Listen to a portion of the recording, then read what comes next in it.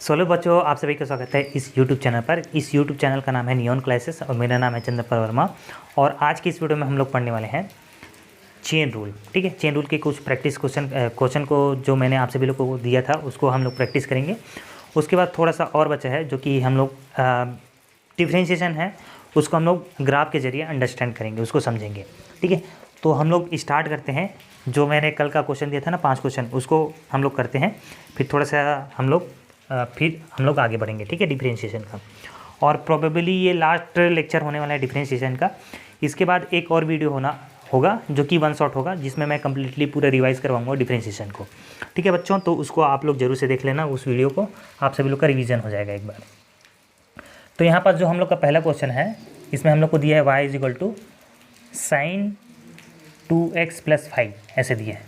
ठीक है बच्चों, अब हम लोग को क्या पूछा है, इसका dy/dx बताओ, differentiation of y with respect to x, और y का वैल्यू ये दिए है। तो यहाँ पास बच्चों मैंने बताया था चेन रूल में जिस प्रकार से, जब यहाँ पास x का वैल्यू होता है, sin x का डिफरेंशिएशन क्या होता है, cos x होता है, हम लोग उसको डिफरेंशिएट ईजिली कर सकते थे। लेकिन यहाँ पास sin x की जगह ये 2x + 5 हो गया, दूसरा वैल्यू आ गया है। तो इसको डिफरेंशिएट करने के लिए हम लोग को चेन रूल अप्लाई करना पड़ता है।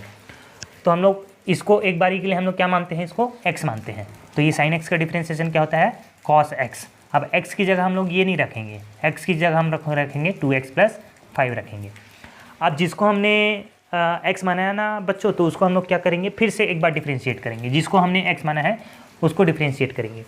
जब तक हम लोग का x का फंक्शन ना है तब तक हम लोग उसको एक चेन रूल लगाते रहेंगे, है ना। तो यहाँ पास किसका डिफरेंशिएशन करना है, 2x + 5 का डिफरेंशिएशन करना है। तो 2x + 5 का डिफरेंशिएशन कितना हो जाएगा, ये 2 हो जाएगा।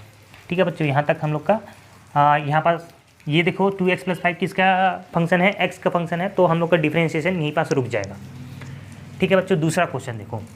दूसरा जो क्वेश्चन है वो क्या है, cos 2x², है ना। यहाँ पास मैं लिख देता हूँ y = cos, ये 2x² + 3x + 2 है, ये 3x + 2 है। तो इसको मुझे किसके रिस्पेक्ट में करना है, किसका डिफरेंशिएशन करना है, y का डिफरेंशिएशन करना है किसके रिस्पेक्ट में, x के रिस्पेक्ट में। ठीक है बच्चों, तो हम लोग करेंगे। अगर यहाँ पास cos x रहता तो मेरा काम बन जाता इजीली, लेकिन यहाँ पास x नहीं है, तो हम लोग को क्या अप्लाई करना पड़ेगा, चेन रूल अप्लाई करना पड़ेगा। तो चेन रूल किस प्रकार से लगाते हैं, इसको हम लोग x मान लेते हैं एक बार के लिए, है ना। तो cos x का डिफरेंशिएशन होता है -sin x। अब x की जगह हम लोग क्या रखेंगे, 2x² प्लस क्या हो जाएगा, ये 3x प्लस क्या हो जाएगा 2, ऐसे। अब फिर जिसको हमने x माना है ना, फिर से उसका डिफरेंशिएशन करेंगे मल्टीप्लाई करके। ठीक है, तो इसका डिफरेंशिएशन करो, तो इसका डिफरेंशिएशन क्या हो जाएगा, ये 2 दूनी कितना हो जाएगा 4x। ठीक है, प्लस क्या हो जाएगा, ये 3x का डिफरेंशिएशन 3 होता है, प्लस 2 का डिफरेंशिएशन कितना होता है, 0 होता है। तो ये इसका आंसर हो जाएगा। यहाँ पास कई स्टूडेंट्स गलती ये करते हैं कि यहाँ पास ब्रैकेट नहीं लगाते, है ना। तो ब्रैकेट लगाना सबसे ज़्यादा इंपॉर्टेंट है, क्योंकि हम लोग इसका डिफरेंशिएशन कर रहे हैं ना, और ये किसके साथ है, ये मल्टीप्लाई है पूरे इस वैल्यू के साथ। इस वजह से यहाँ पास ब्रैकेट लगाना बहुत ही इंपॉर्टेंट है ना। तो ये ब्रैकेट लगाना मत भूलना। ठीक है बच्चों, थर्ड जो क्वेश्चन है वो है e की पावर 5x + 2, और इसको हम लोग को किसके रिस्पेक्ट में डिफरेंशिएशन करना है, y का डिफरेंशिएशन करना है x के रिस्पेक्ट में। तो यहाँ पास जो जिसके रिस्पेक्ट में हम लोग डिफरेंशिएट कर रहे हैं वो x नहीं है। यहाँ पास देखिए x है, लेकिन ये जो फंक्शन है हम लोग का e की पावर x नहीं है यहाँ पास। तो x नहीं है, तो फिर यहाँ से हम लोग क्या लगाएंगे, चेन रूल लगाएंगे बच्चों। तो क्या हो जाएगा, dy/dx ऑफ e की पावर x क्या हो जाएगा, ये 5x + 2। जब हम लोग इसका डिफरेंशिएशन करेंगे ना, तो e की पावर x का डिफरेंशिएशन क्या होता है, हम लोग इसको एक बारी के लिए हम लोग क्या कंसीडर करेंगे, x कंसीडर करेंगे। ठीक है, इसको मैं मिटा देता हूँ। एक बार हम लोग फ्रेश न्यू स्टार्ट करते हैं। कौन सा क्वेश्चन है बच्चों, ये थर्ड क्वेश्चन है। e की पावर 5x + क्या है 2 है। अब यहाँ पास x रहता तो हम लोग का काम बन जाता, है ना। यहाँ पास x रहता तो हमारा क्या बन जाता, काम बन जाता। लेकिन यहाँ पास x है क्या बच्चों, नहीं है। तो x नहीं है तो हम लोग इसको x की तरह मान लेते हैं, है ना। तो ये हो जाएगा e की पावर x का डिफरेंशिएशन क्या होता है, e की पावर x ही होता है। ठीक है, अब जिसको हमने x माना है मल्टीप्लाई करके उसको डिफरेंशिएट करेंगे। और क्या है हम लोग का, 5x + 2 है। तो 5x + 2 का डिफरेंशिएशन क्या हो जाएगा बच्चों, 5 हो जाएगा। ठीक है, तो इस फंक्शन का डिफरेंशिएशन क्या होगा, ये होगा किसके रिस्पेक्ट में, x के रिस्पेक्ट में। उसके बाद ये चौथा क्वेश्चन है, आप लोग जरूर से इसको बना के लाए होंगे। 2x² + 5x का होल स्क्वायर, 2x² + 5 है ना x का होल स्क्वायर, ये y है हम लोग का। और इसको किसके रिस्पेक्ट में डिफ्रेंशिएट करना है बच्चों? x के रिस्पेक्ट में डिफ्रेंशिएट करना है। तो इस वजह से यहाँ पास x रहता तो मेरा काम बन जाता। अगेन वही सेम कॉन्सेप्ट है, x रहता तो मेरा काम बन जाता, लेकिन x है क्या? नहीं है। तो हम लोग क्या करेंगे, इसको x कंसीडर करेंगे।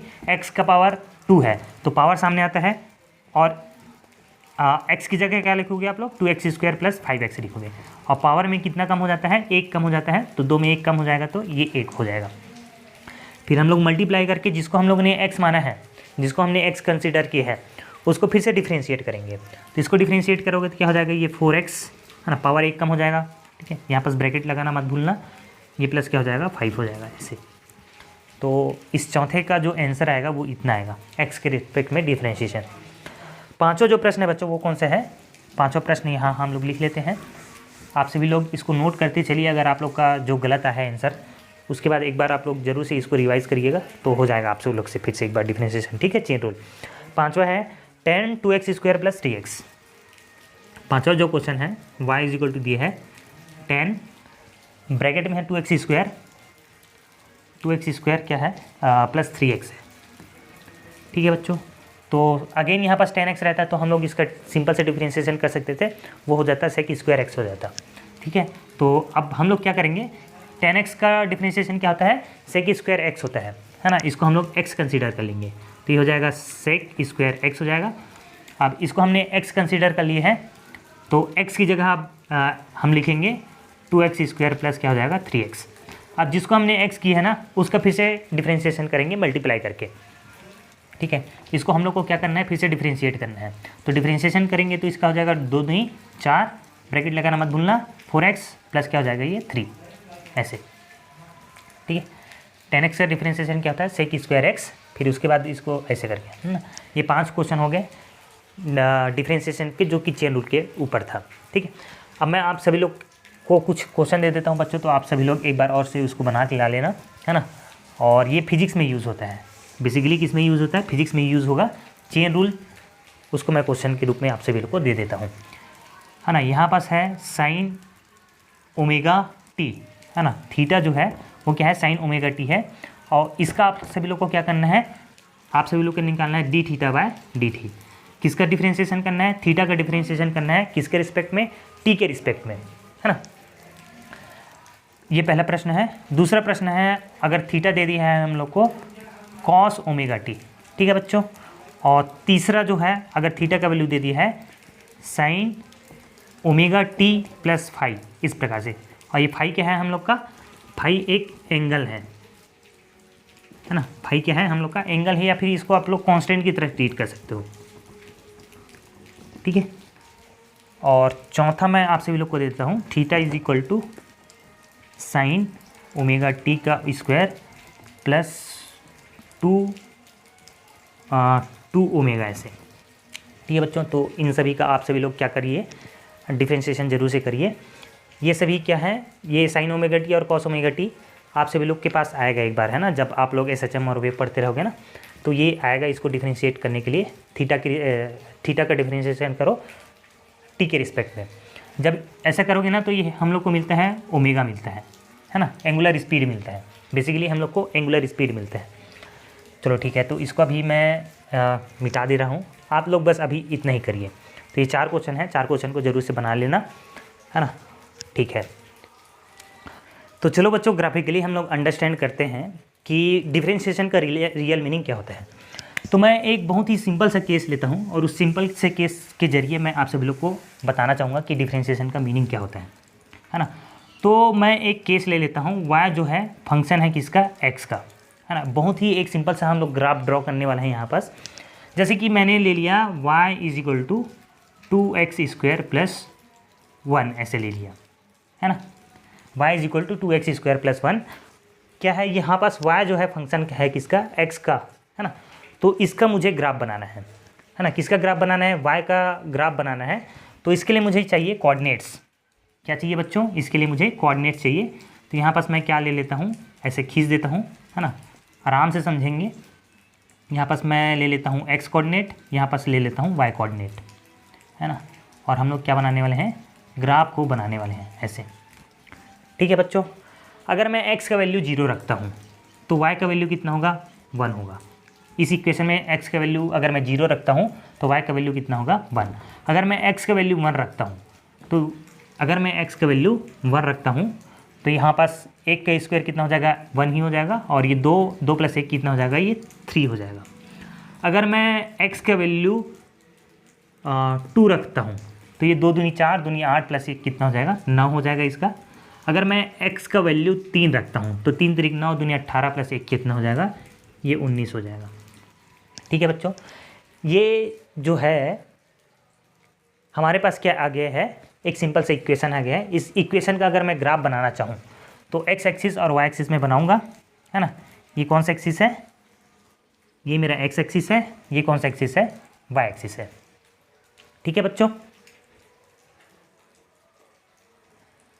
अब मैं क्या करता हूँ, यहाँ पास x का वैल्यू लिखूँगा 1 2 3, तो इक्वल डिस्टेंसेस पे मैं क्या ले लेता हूँ, एक ले लेता हूँ, यहाँ पास 1, यहाँ पास 2, यहाँ पास 3, यहाँ पास 4 ऐसे करके। और इधर कितना है, 1 3 9 19 तक है। तो मैं यहाँ पास 4 4 का गैप ले लूँ तो यहाँ बन जाएगा 4 4 चौक 16। हाँ ठीक है, बन जाएगा, ये कोई समस्या नहीं है। ये 4 दूनिया 8, ये 4 3 कितना हो गया 12, ये 4 चौक कितना हो जाएगा 16। ऐसे 4 4 का गैप ले सकते हो, बस वो क्या है, गैप इक्वल रहना चाहिए। यहाँ से 4, यहाँ से 4, यहाँ से 4 ऐसे करके। एक्स और वाई कोऑर्डिनेट बनाओ, तो 0 है तो इसका जो वैल्यू है वो कितना है, 1 है। तो 0 है, एक्स अगर 0 है, एक्स का वैल्यू अगर 0 है तो वाई का वैल्यू कितना है, 1 है। ये 2, तो ये वाई इस पोजीशन पे आ गया। अगर एक्स का वैल्यू 1 है तो वाई का वैल्यू कितना है, 3 है, जो कि यहाँ पास आ जाएगा ऐसे मेरे ख्याल से। हाँ, और x का वैल्यू अगर 2 है तो y का वैल्यू कितना है, 9 के बराबर है, जो कि यहाँ कहीं आएगा।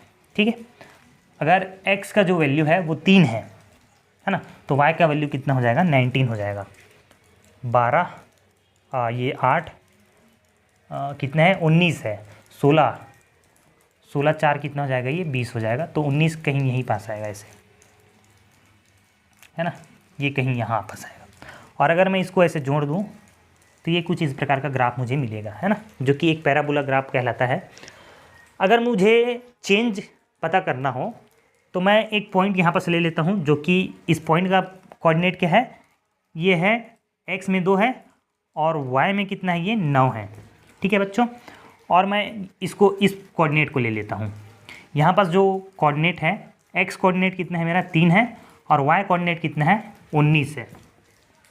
ठीक है बच्चों, तो अगर मैं चेंज इन x देखूँ तो मैं क्या करूँगा, यहाँ इस पॉइंट को अगर मैं मिला दूँ ऐसे इस प्रकार से, और इस पॉइंट को ऐसे मिला दूँ, है ना, ऐसे, तो अगर मैं चेंज इन x देखना चाहूँ तो x में कितना चेंज आया है, इतने का चेंज आया है। ये डेल्टा x जो चेंज, अगर मैं x देखना चाहूँ तो चेंज इन x कितना है, इतना है। और अगर मैं चेंज इन y देखना चाहूँ तो ये मेरा क्या हो जाएगा, ये चेंज इन y हो जाएगा बच्चों, है ना। आप सभी लोग इसको इमेजिन कर पा रहे हो। देखो यहाँ पास क्या है, ये पोजीशन मेरा x2 है, और इस पोजीशन को अगर मैं x1 लिखूँ तो x2 - x1 क्या हो जाएगा, चेंज इन x हो जाएगा। और यहाँ पास इसका पोजीशन क्या है, 19 है, और चेंज इन y, ये चेंज इन y कैसे निकालूंगा, ये निकालूंगा y2 - y1 से।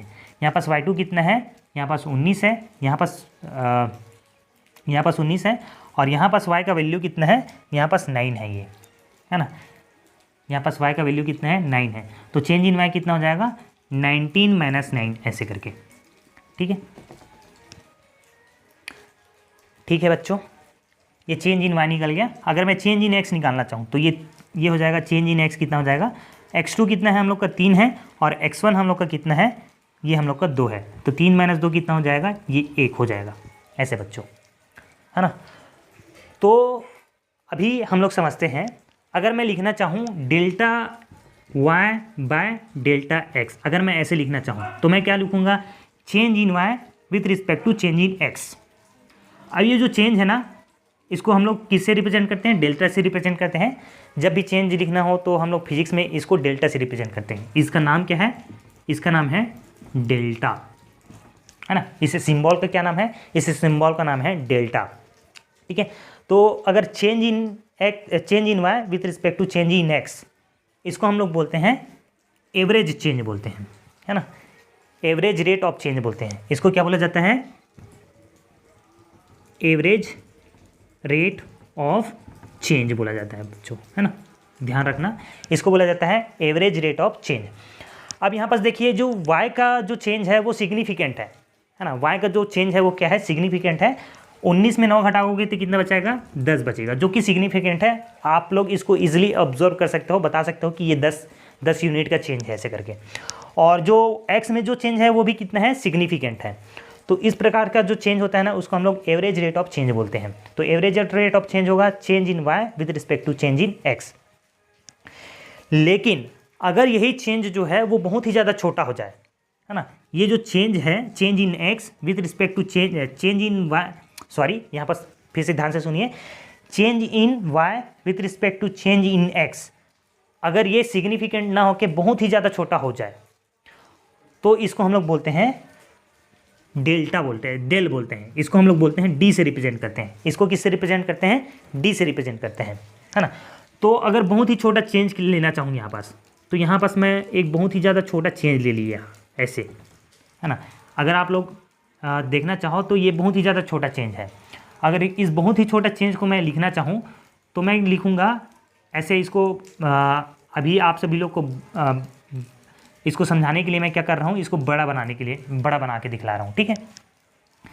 ये क्या है? मेरा बहुत ही छोटा चेंज इन x।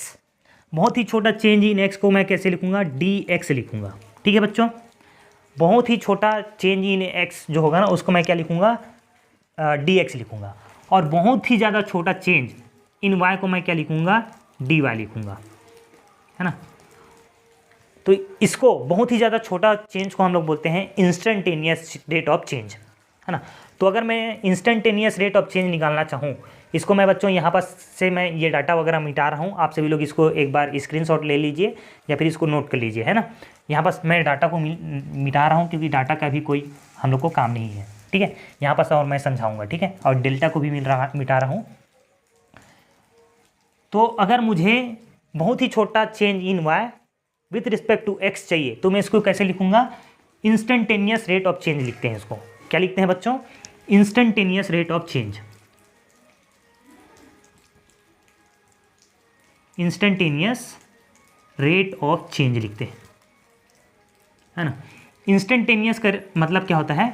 बहुत ही छोटे समय के लिए, बहुत ही क्षण के लिए, है ना। बहुत ही छोटे जितना आप लोग छोटा करना चाहो उतना छोटे से चेंज के लिए हम लोग लिखते हैं इसको इंस्टेंटेनियस रेट ऑफ चेंज, है ना। तो इसको लिखेंगे is equal to delta sorry यहाँ पर लिखेंगे del y by del x, है ना।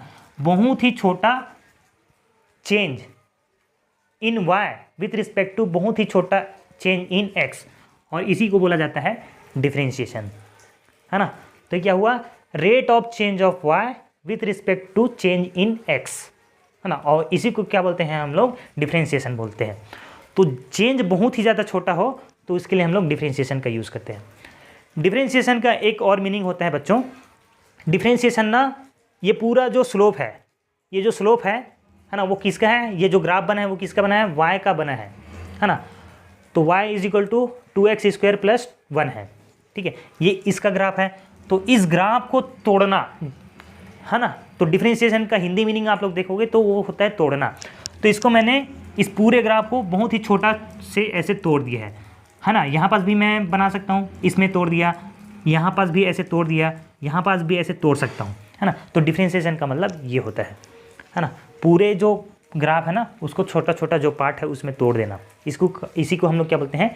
डिफरेंशिएशन बोलते हैं। तो डिफरेंशिएशन होता क्या है?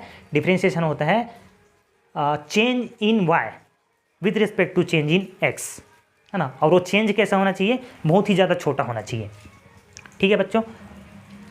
अब एक पॉइंट आप सभी लोग जरूर से यहाँ पर ऑब्जर्व कर पा रहे होंगे। अगर मैं इसको थीटा बोल देता हूँ, इसको क्या बोल देता हूँ? अगर मैं थीटा बोल देता हूँ तो यहाँ पास मैं एक टेन थीटा लगाता हूँ, है ना। टेन थीटा क्या हो जाएगा? टेन थीटा होता है हम लोग का परपेंडिकुलर अपॉन बेस होता है। तो इस थीटा के लिए जो परपेंडिकुलर होगा इसका जो सामने वाला साइड कहलाता है परपेंडिकुलर कहलाता है। तो इसके लिए परपेंडिकुलर क्या हो जाएगा, ये हम लोग का dy हो जाएगा और इसका बेस क्या हो जाएगा dx। तो यहाँ से आप लोग एक चीज़ ऑब्जर्व कर पा रहे होगे कि जो tan थीटा होगा वो क्या होगा, dy/dx होगा, ठीक है। और इसी tan थीटा को हम लोग एक और नाम से जानते हैं फिजिक्स में, जो कि है स्लोप। तो आप सभी लोगों ने जरूर से अपने जो 10th क्लास में या फिर 9th क्लास में पढ़ा होगा कि एक फिजिकल क्वांटिटी, कौन सा फिजिकल क्वांटिटी, उस फिजिकल क्वांटिटी का नाम है वेलोसिटी, है ना। दूसरा फिजिकल क्वांटिटी आपने जरूर से पढ़ा होगा एक्सीलरेशन, है ना। तीसरा फिजिकल क्वांटिटी आपने जरूर से पढ़ा होगा, जब पढ़ोगे अभी 11th क्लास, अगर आपने अभी तक नहीं पढ़ा है तो आप लोग जरूर से इसको पढ़ोगे, है ना। एक और एग्जांपल ले लेता हूँ मैं, फोर्स ले लेता हूँ। फोर्स आपने जरूर से पढ़ा होगा, फोर्स। तो ये 3 फिजिकल क्वांटिटी हैं। अभी एग्जांपल और भी हैं फिजिकल क्वांटिटीज़, लेकिन अभी मैं डिफ्रेंशिएशन का जो यूज़ होता है वो किस प्रकार से होता है मैं बताता हूँ। तो वेलोसिटी को बोला जाता है, वेलोसिटी इज इक्वल टू होता है चेंज इन पोजीशन, या फिर चेंज इन, हाँ पोजीशन बोल सकते हो, change in position upon time taken, है ना। इसको बोला जाता है टाइम टेकन, है ना। चेंज इन पोजीशन को कैसे रिप्रेजेंट कर सकते हैं, पोजीशन को हम लोग x से रिप्रेजेंट कर सकते हैं। तो चेंज इन पोजीशन को किस प्रकार से रिप्रेजेंट कर सकते हैं, x2 माइनस x1 से रिप्रेजेंट कर, x2 माइनस x1 क्या रिप्रेजेंट कर रहे हैं हम लोग का, चेंज इन पोजीशन रिप्रेजेंट कर रहे हैं। और चेंज इन टाइम को, टाइम टेकन को कैसे लिख सकते हैं, t2 माइनस t1 ऐसे लिख सकते हैं। तो बेसिकली इसको हम लोग कैसे लिख सकते हैं, ये change in x divided by change in क्या हो जाएगा, टाइम, ऐसे। और जब ये इंस्टेंटेनियस इसको हम लोग को चेंज लेना हो तो हम लोग लिखेंगे dx/dt, है ना। इसको कैसे लिखेंगे, dx/dt। तो इसको बोलेंगे इंस्टेंटेनियस वेलोसिटी।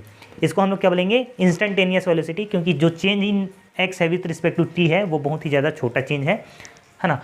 और चेंज इन ये जो है इसको हम लोग बोलेंगे एवरेज वेलोसिटी, क्योंकि यहाँ पर जो चेंज है वो सिग्निफिकेंट है, आप लोग इसको ऑब्जर्व कर सकते हो, ठीक है। उसी प्रकार से एक्सेलरेशन भी है बच्चों। तो एक्सेलरेशन क्या होता है, एक्सेलरेशन होता है change in velocity upon time taken, ठीक है। चेंज इन वेलोसिटी को किस प्रकार से लिख सकते हैं, v2 माइनस क्या हो जाएगा v1, और टाइम टेकन को कैसे लिख सकते हैं, t2 माइनस t1। तो ये क्या हो जाएगा डेल्टा v अपॉन क्या हो जाएगा डेल्टा t, ऐसे। जब ये चेंज सिग्निफिकेंट हो तो इसको हम लोग बोलते हैं एवरेज एक्सेलरेशन, और अगर चेंज बहुत ही ज़्यादा छोटा हो तो हम लोग उसको किस प्रकार से लिखेंगे, dv/dt ऐसे करके। तो इसको बोला जाता है इंस्टेंटेनियस एक्सेलरेशन, है ना। 2 वर्ड सीखा है आप सभी लोग ने, अभी मैं बताया हूँ। एक होता है एवरेज वैल्यू और दूसरा होता है इंस्टेंटेनियस वैल्यू। तो एवरेज वैल्यू में जब चेंज हो, सिग्निफिकेंट हो, तो उसको हम लोग एवरेज वैल्यू बोलते हैं, और बहुत ही ज़्यादा छोटा चेंज हो तो उसको हम लोग क्या बोलते हैं, इंस्टेंटेनियस वैल्यू बोलते हैं, ठीक है बच्चों। तो जैसे कि आप सभी लोग से दिया गया, इसका ही एग्जांपल ले लेते हैं, वेलोसिटी का एग्जांपल ले लेते हैं। तो वेलोसिटी क्या हो जाएगा, ये हो जाएगा डेल्टा dx/dt हो जाएगा, ये क्या हो जाएगा dx/dt। अब लेट सपोज आप सभी लोग को दे दिया जो x है वो फंक्शन है किसका, x जो है फंक्शन है किसका, टाइम का, है ना। पोजीशन किसका फंक्शन है, टाइम का बच्चों। और हमें x का जो वैल्यू दे दिया है वो दे दी है 2t², सॉरी किसका फंक्शन है, टाइम का फंक्शन है, तो t लिखेंगे, 2t⁻³ लिख लिए, प्लस 2t⁻5 ऐसे लिख दिया। और हम लोग से पूछा कि वेलोसिटी, तो हम लोग से पूछा गया find velocity at t = 2 second पे।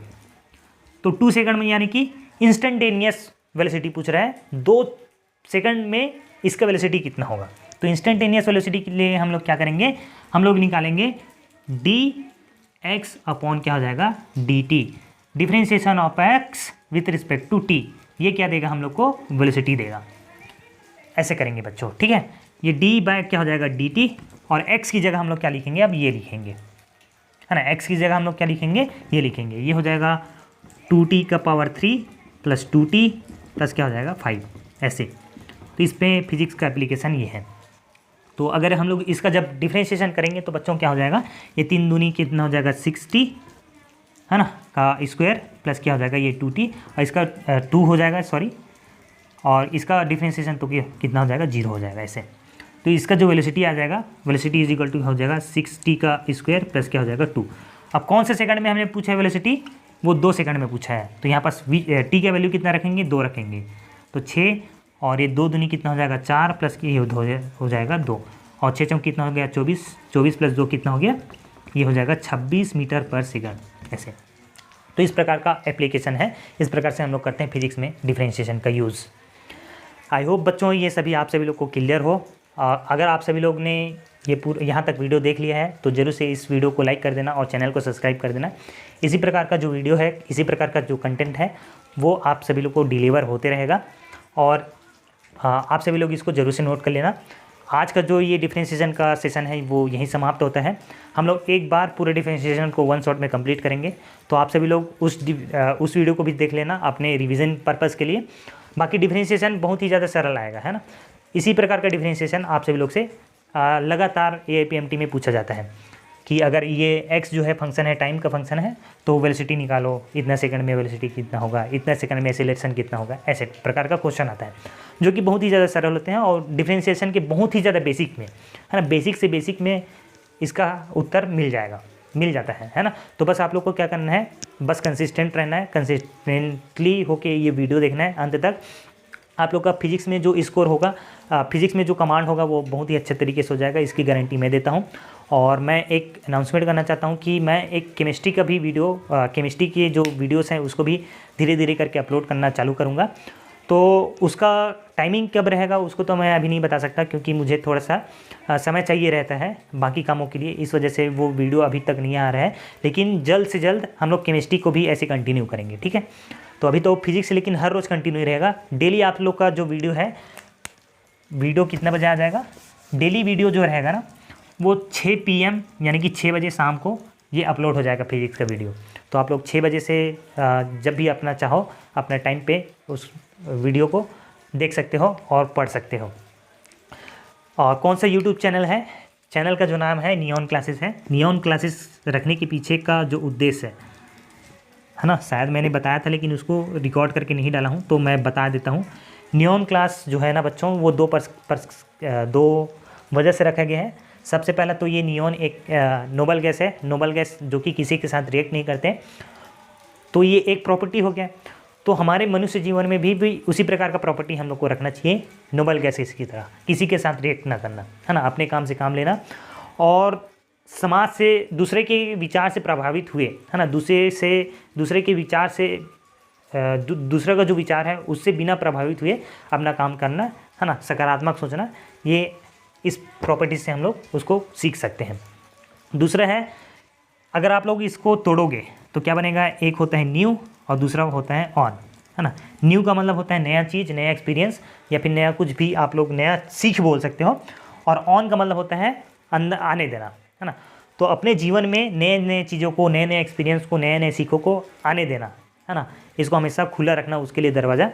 तो ये दूसरा प्रॉपर्टी हो गया। तो 2 प्रॉपर्टी आप सभी लोग अपने जीवन में जरूर से अपनाना। पहला प्रॉपर्टी है कि किसी के साथ, किसी के विचारधारा से बिना ही प्रभावित हुए अपना जो सही है वो कार्य करते रहना, और दूसरा है नया नया चीज़ों को, नए नए एक्सपीरियंस को सीखते रहना। ठीक है बच्चों, आज के लिए बस हम लोग इतना ही करते हैं। आप सभी लोग ने यहाँ तक वीडियो देखा इसके लिए बहुत बहुत धन्यवाद। मिलते हैं कल, बाय।